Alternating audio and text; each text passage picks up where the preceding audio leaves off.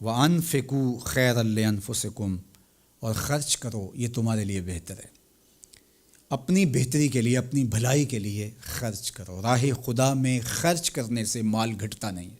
میرے اور آپ کے آقا و مولا نے ایک مقام پہ قسم فرما کے 3 چیزیں بیان فرمائیں، اس میں سے ایک چیز حضور نے یہ ارشاد فرمائی کہ جو شخص معاف کر دیتا ہے میں اللہ کی قسم اٹھاتا ہوں کہ اس کی عزت کم نہیں ہوگی۔ دوسری بات یہ ارشاد فرمائی کہ جو مانگنے لگ جاتا ہے، سوال کا دروازہ کھول لیتا ہے، اللہ اس کے لیے محتاجی کا دروازہ کھول لیتا ہے۔ حالات سخت بھی ہوں، اگر قابل برداشت ہوں تو ان کو برداشت کرنا چاہیے تاکہ سوال کی عادت نہ پڑے۔ انسان مخمصے کی حالت میں ہو، مجبور ہو جائے تو وہ ایک الگ بات ہے، مخمصے کی حالت میں سوال جائز ہو جاتا ہے، لیکن اگر حالت مخمصے کی نہ ہو تو پھر سوال نہیں کرنا۔ تھوڑی سی مشکل آئی اور اناج بٹتے ہوئے دیکھا تو خود بھی سوالی بن کے جا کے کھڑے ہو گئے، جبکہ ہمارے گھر کے اندر اتنا کچھ موجود تھا کہ ہم گزر کر سکتے تھے، لیکن مفت کا مال ہے لہٰذا کوئی حرج نہیں ہے، تو پھر آہستہ آہستہ انسان اس کا عادی بن جاتا ہے۔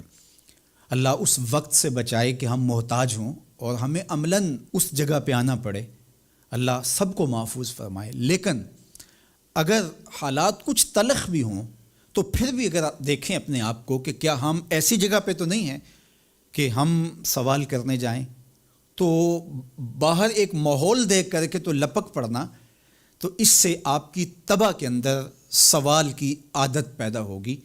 تو اس لیے جو مانگنا شروع کر دیتا ہے پھر اس کے لیے محتاجی کا دروازہ بند نہیں ہوتا، الا یہ کہ کوئی سخت مجبور ہو جائے تو شریعت اس کو اس کی اجازت دیتی ہے۔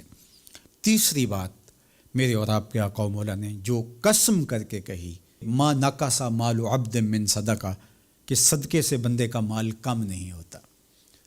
آپ کا اکاؤنٹنٹ کہتا ہے کہ اگر اتنے پیسے اتنوں سے نکال دیے گئے تو باقی اتنے بچیں گے، کیلکولیٹر کا حساب بھی یہی ہے، لیکن میرے محبوب فرماتے ہیں کہ میں ضمانت دیتا ہوں کہ صدقے سے مال کم نہیں ہوتا۔ تو اس لیے تم راہ خدا میں خرچ کرو گے تو میرا رب کہہ رہا ہے خیر لانفسکم، یہ تمہارے لیے بہتر ہے۔ تمہیں لگتا ہے کہ اتنے کم ہو جائیں گے، لیکن ایسا نہیں ہے۔ تمہارا مال صدقے سے گھٹتا نہیں ہے، صدقے سے تمہارا مال بڑھتا ہے، اور اللہ تعالیٰ جل شانہ ایک کا 10 گنا عطا کرتا ہے، 70 گنا عطا کرتا ہے، 700 گنا عطا کرتا ہے۔ فرمایا اللہ چاہے تو اس سے بھی زیادہ عطا کر دے، اور پھر فرمایا ان تقرضوا اللہ قرضا حسنا یضاعفہ لکم، اگر تم اللہ کی راہ میں قرض حسنہ دو تو وہ دگنا کر کے دے گا۔ اچھا، یہ کیسا اللہ کا انداز بیاں ہے کہ خود مال دے کے خود کہہ رہا ہے مجھے قرضہ دو، اور پھر خود کہتا ہے میں دگنا دوں گا۔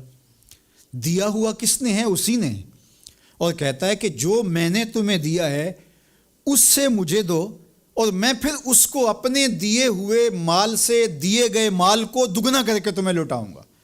اللہ اکبر۔ اور پھر فرمایا وَيَغْفِرْ لَكُمْ، اور تمہیں بخش بھی دوں گا۔ واللہ شکور حلیم، وہ شکر گزار بھی ہے اور حلم والا بھی ہے۔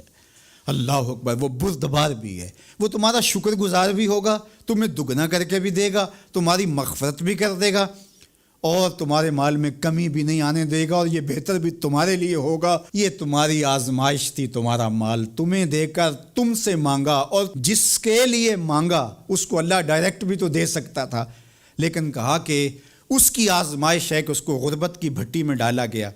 تمہاری آزمائش یہ ہے، تمہیں فراوانی دی گئی۔ اب دیکھیے کہ وہ آزمائش میں پورا نکلتا ہے، تم آزمائش میں پورے نکلتے ہو، دونوں آزمائش میں پورے نکلتے ہیں، یا پھر تم نامراد اور ناکام ہو جاتے ہو۔ اللہ اکبر۔ اللہ جل شانہ پورے عالم کے اوپر پھیلی ہوئی وبا کو دور فرمائے، بالخصوص امت مسلمہ کی خیر کرے، اور میرے وطن پاکستان کو امن کا، نور کا، رحمت کا گہوارہ بنائے، اور یہاں نظام رسول کی بہاریں پیدا کرے۔ اللہ ہمیں معاشی بحرانوں سے نکال کے معیشت کا استحکام عطا کرے، اور ایک دوسرے کے لیے جذبہ احساس، جذبہ ہمدردی اور راہ خدا میں خرچ کرنے کا جذبہ فراواں ہمارا مقسوم کرے۔